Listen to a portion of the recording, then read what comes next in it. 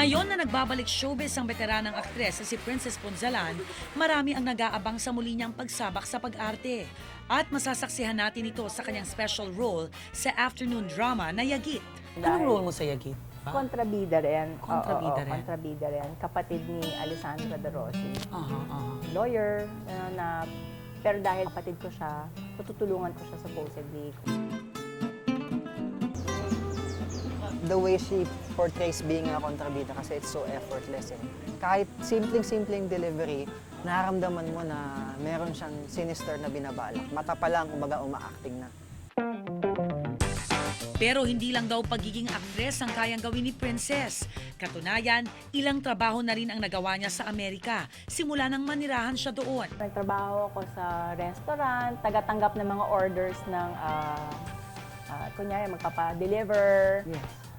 Minsan naging customer ko si Eva Mendez. Okay. Sa aliw na aliw ako. Natutunan ko na hindi mo pwedeng i-box ang sarili mo.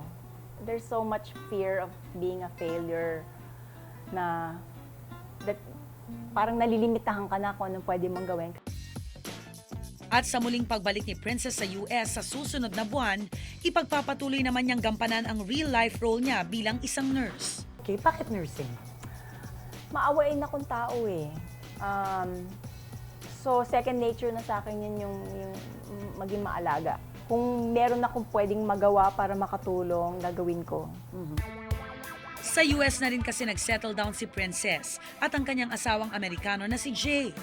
So, nung na-meet ko si Jay, I felt that it was right and I felt we were a good match and I saw that we were headed towards the same direction.